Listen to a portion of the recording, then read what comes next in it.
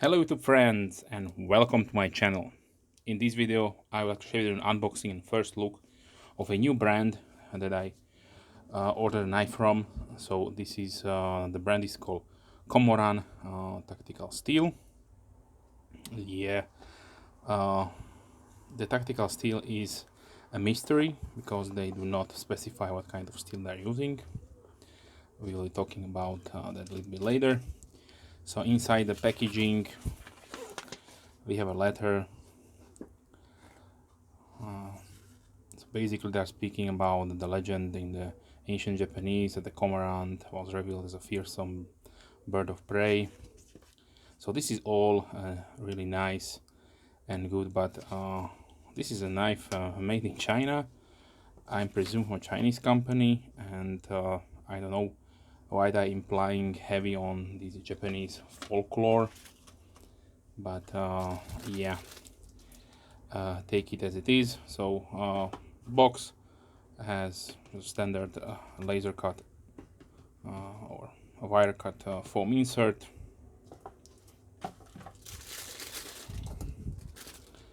And this is one of their models that they offer in Micarta, that is in natural, so rough canvas style brown micarta. So I had to get one for my collection to experience the brand and what it's about. So right from the start I must say that this is a heavy budget or value oriented product, so keep that in mind. I will be talking about the pricing later on. So okay, the model number, because this has no name, is KO038. As far as I know, none of their knives have names, just the model numbers. So they're all called Komoran. And on this one, we have a overall length of 20 centimeters, that is 7.9 inches. The blade is 8.5 centimeters or 3.3 inches. The width is 2.2 centimeters or 0.9 inches, and the thickness is 3.2 millimeters, 0.1 inch. The handles are 11.5 centimeters or 4.5 inches long, with a thickness of 0.6 inches, that is 1.5 centimeters, without the pocket clip. Okay, since I don't know what kind of stainless steel they are using, I would say probably either 440A or maybe something in the realm of HCR 13 MOE.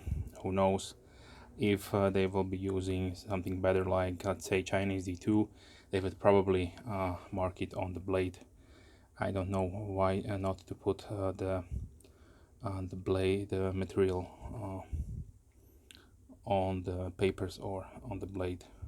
Every other company does this, so I would say maybe probably they went with a little bit lower quality steel, or maybe some kind of specific steel that is not very known. Okay, so like I mentioned, the scales are really nice textured. So it is a really nice rough blasted texture on the micarta, and you can see this is something new that I have not experienced. A lot of Chinese micarta knives, and that they are using some kind of either G10 or black micarta liner. I don't know why, but it is really nice to have it there. The liners are stainless steel and they are not skeletonized whatsoever. We have just your two standard barrel spacers and another I say unique type of pocket clip, because as you can see there, this is not your standard deep carry fold over pocket clip, but most company are today using, which are very well made. But this time they went with something new, and we have two spacers and with a ball end on the pocket clip.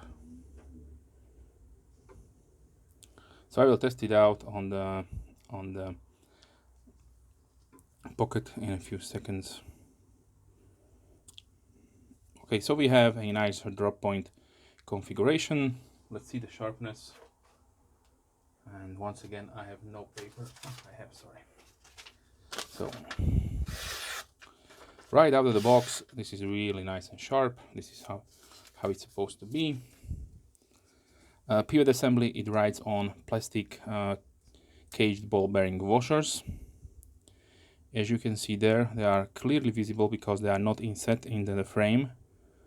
So they probably do not want it to mill out the liners, to maybe save on money, of course, because that is another procedural step in making. And with that bit set, you will get a really wide gap. So a lot of dirt and lint will probably accumulate if you are using this one as your EDC. So please keep that in mind. And I would suggest, if you are getting the knife, then on occasion you clean it out with maybe some dry air or just blow inside. Okay, let's pull out the pocket, the jean pocket, and let's see. So I had to apply a little bit more pressure than your standard clip is used to, but nothing complicated, and definitely it is okay. Let's see the pressure. So the pressure is, I would say, medium to tight, definitely on the tighter side. We also have a, which looks like brass collar around the pivot screw, so a nice touch of there. Customized screw. The lanyard area here, the hole is wide and generous to all your lanyard need. It's nicely exposed. The flipper action is nice and strong. The detent is okay. Liner lock on this one, and let's see the lock strings.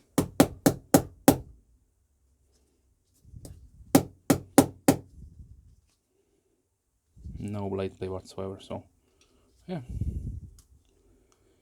So now let's talk about one more thing, that is weight. It comes at 101 gram, which is 3.5 ounces.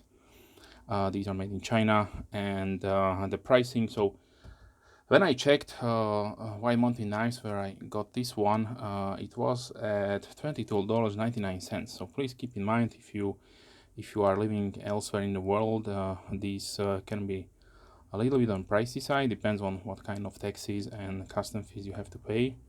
So I did not see this one brand on AliExpress, but some other sites have it also. Lamnia comes in mind if you are a European-based resident. Okay, so now let's talk about the next part, which is obviously the comparison with other knives, other models. So this one for me comes in the same realm, quality-wise and also materials-wise, as the Tuna Fire or Free Tiger, whatever you would like to call this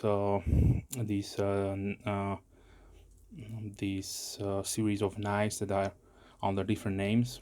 So for me, looks really same. The Micarta feels the same. The fit and finish feels the same also. Also, I would put the 6-leaf in the picture also, which is another newer Chinese company. In my opinion, they have something to do with Tucson, maybe their budget oriented brand. Who knows? That is not confirmed. So if you have any information about the 6-leaf, then please let me know.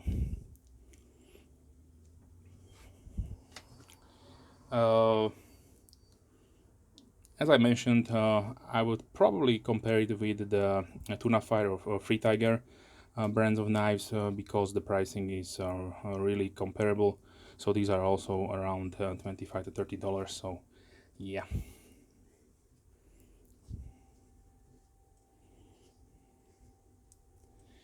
Okay, now let's continue with some other brands on other options. If you like Micarta like me, here is your QSP Penguin. CVV Elementum.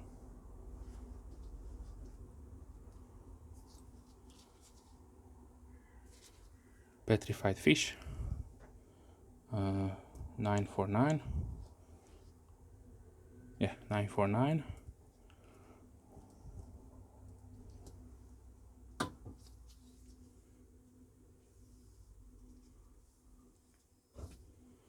CGRB feldspar.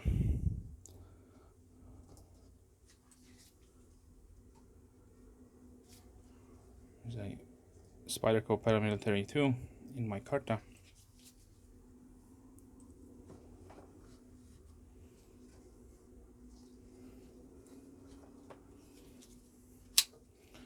The model 111 in Micarta from Tucson.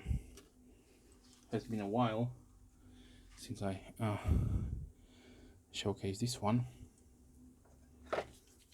Here's the Ontario Red 1, Knife Center exclusive in Micarta.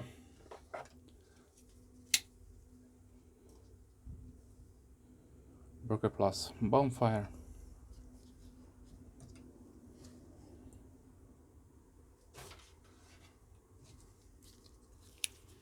Let's continue with Kaiser Pinch. A little bit on the smaller side.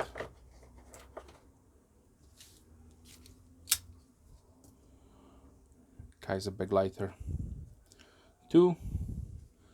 This is a very well known and popular knife in different configuration. You can have it as a flipper, as a button lock, and so on.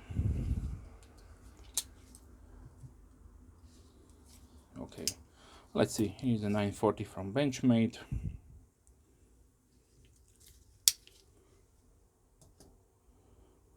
Spyderco Delica.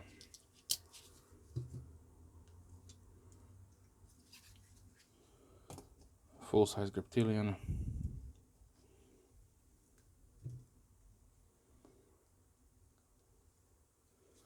Let's see. Case Saltbuster Jr.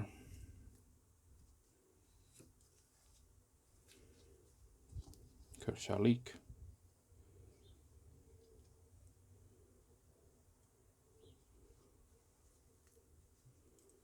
And let's see. Here is the Rough Rider Peanut.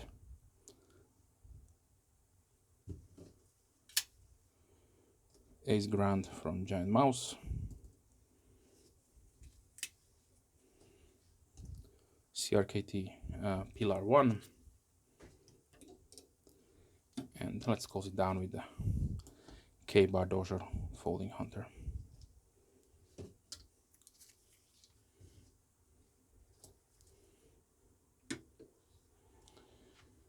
Okay, let's have some closing thoughts. So yes, for around $22 or $23, I would say it is a really well made and decent knife. I would really love to know what blade steel is using, but I couldn't find it. So if you have that information, please share it with us in the comment section down below. And other than that, this is a really nice neutral configuration. It will fit lots of hands, large, small. Maybe a little downside is everything, the hardware around the pocket clip, because if you grip the knife really tightly, this will definitely dig in your flesh. So please keep in mind, and it is not lefty friendly. I don't know why in 2022 we don't have this as an option. It is literally only 2 screws, but yes, probably when the pocket clip is so shaped and bent, it will probably be problematic to put it on the other side. I understand that, and that is more a, let's say, artistic design feature. But on a EDC knife, which is this one is definitely, as far as pricing goes, this should definitely had a, I would say, something like the Tuna Fire Free Tiger does with their pocket clips. This will be excellent, or even some kind of wire clip like Giant Mouse is using. This will be perfect. So nothing is perfect. Centering, let's see, I forgot to show it to you. It is perfect. no problems whatsoever. No jimping on the flipper, so that one is probably one or two times you will probably slide because it has a really nice and strong detent, but these are just the little tidbits of negative things, but it is up to the user, and you will probably adapt if you choose so with using or if you buying this knife. Okay, that being said, I would like to thank you for watching. If you have any questions, please leave comments down below. I'm more than happy to reply as soon as I can, of course. If you are a subscriber, thank you very much. A big thumbs up to you. And if you're not a subscriber, then please consider subscribing. Do not miss any future videos. I try to release at least 3 videos per week, mostly knife and gear oriented, but sometimes there's other stuff regarding my other hobbies. So stay tuned or check out the playlist. Wish you a wonderful day. Hope to see you soon.